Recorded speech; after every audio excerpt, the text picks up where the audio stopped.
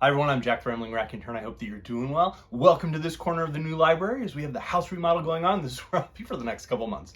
But I wanted to jump in this week with a Tag Tuesday book tag. It's one I saw last week. We were moving and I couldn't jump in yet. But it is the Tudor Queen's book tag. I first saw it on Fraser Simons of Springboard Thought, his channel. I really enjoyed it. I enjoyed his take on it. It was originally created by Gem of Books and some other channels, so I'll link those videos in the description box below. And it's based on the Six Wives of Henry VIII, but there's a bonus prompt, and then in Jack fashion, I've added a few other bonus prompts. So let's dive in. Prompt 1, Katherine of Aragon, a book that was your first love. I've talked about a number of books that I really enjoyed reading as a child. Watership Down is, of course, a huge one.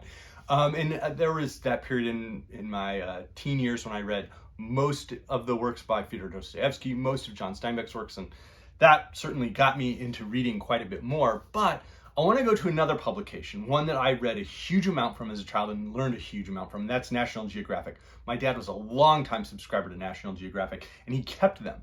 So when I was in grade school, when I was 7, 8, 9, 10 years old, I would sit and read an entire magazine, an edition from 1977, 1978, and I learned so much. I learned so much about human culture. I learned so much about natural history, human history, and astronomy, and I really do enjoy like sitting back down with National Geographic and spending time in an article or with the incredible photographs and the maps they used to produce. So that would be one that was a first love, and one that ended a little bit better, I think, than the Katherine of Aragon marriage. So prompt 2, Anne Boleyn, a book with a manipulative character.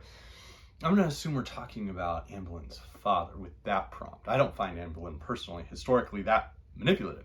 But we're going to go with The Hamlet by William Faulkner. It is a comic book, not with pictures, but it is a book that is more comic rather than tragic. Faulkner, of course, is famous for The Sound of the Fury, Absalom, As I Lay Dying, works that do lean more towards a very dark view of the human condition. But The Hamlet is quite funny. And every character in it is manipulative, but Flem Snopes, who kind of kicks off the book, is probably the most manipulative and the most successfully manipulative character. He can be fun to spend time with. The Hamlet is the first book in the Summer of Snopes read-along that's happening this year, kind of in lieu of Faulkner in August. And so I recommend joining in. We're only through the first 100 pages of The Hamlet, so pick up a copy of your library. Prompt 3, Jane Seymour, a book that delivered what you wanted. And Henry, of course, wanted that legitimate son. I'm going to go with Sula by Toni Morrison. I've read more than half of the works by Toni Morrison. I've really enjoyed most of them, like really thoroughly enjoyed most of them.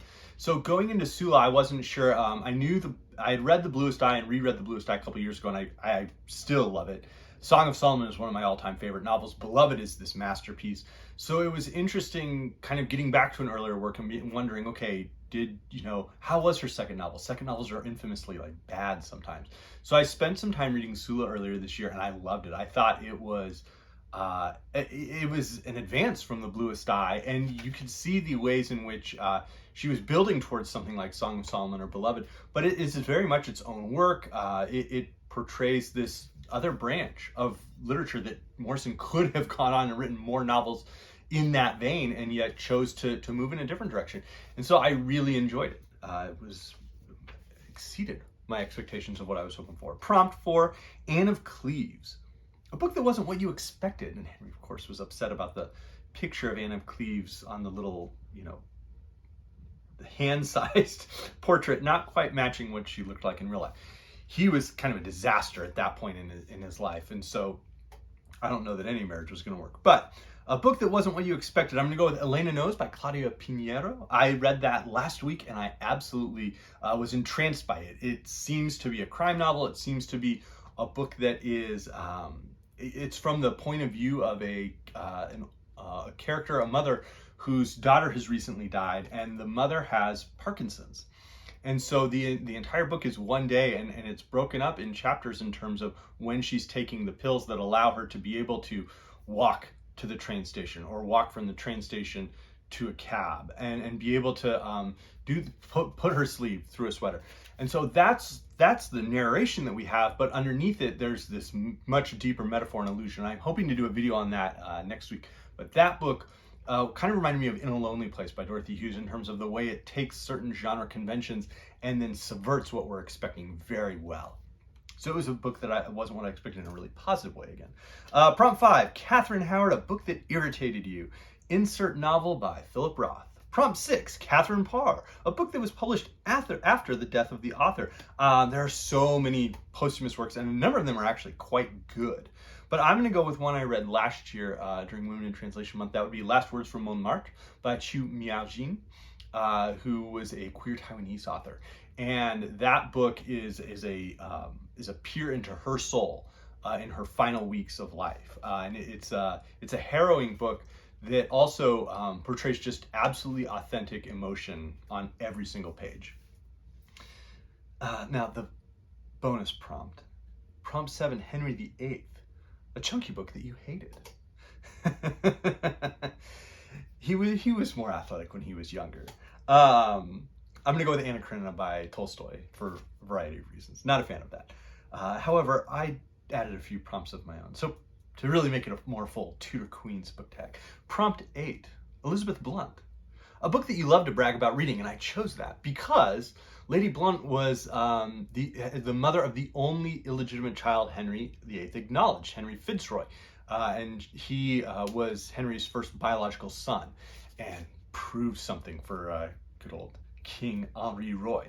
So I went with Elizabeth Blount, a book that you love to brag about reading. And of course, it could have been anything. I remember as a kid bragging about reading like Stephen King to your friends at grade school because you weren't really supposed to read Stephen King. That was more of an adult book. And it could be a number of works. For a long time, there was a period where it was Against the Day by Thomas Pynchon for me. There was a period of time, the first year I was coaching track and field.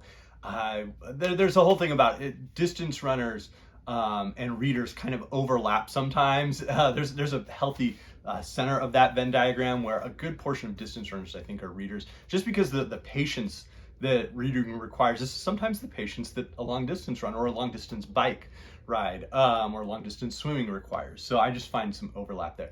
So a lot of my athletes were in AP Literature or AP Language that year. And in the AP Literature group, they were asking about like, oh, we've got to read all these books. And I had read a good number of the books. So like Invisible Man by Ralph Ellison. I had a lot of cachet for having read that and having read Pride and Prejudice, having read Crime and Punishment. I had a lot of cachet as a 22-year-old coach because I had read, the AP Lit required reading list.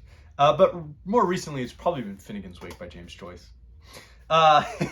Prompt 9, Lady Jane Grey, a short work worth your attention. I'm going to go with the Microfictions of Lydia Davis. You can look up why I came up with that prompt for Lady Jane Grey. Prompt 10, Queen Mary, a work that runs counter to tradition. I'm going to go with The Sun Hath Looked Upon Me by Calixta Biala. Wonderful, wonderful novel that I think really runs counter to a lot of the narratives coming out of the West African novel tradition in the middle and later part of the 20th century. Great, great novel. Prompt 11, Queen Elizabeth. A long work that exerts enormous influence on your reading. Why not Wolf Hall by Hilary Mantel? In part because of the way that it sort of ruined historical fiction for me. But after I've read Wolf Hall, and I had kind of read probably a fair amount of historical fiction. I wasn't necessarily interested in reading a lot more of it. But Wolf Hall really got me to think, okay, if this is what we could expect from historical fiction, what's happening over here? So that's just a wonderful book. And then finally, a Tudor Queen I almost forgot as I was creating my bonus prompts. Prompt 12, Elizabeth of York, a work that launches a new genre. I'm going to go with the Satyricon by Petronius. Still a riot. Thanks, everybody.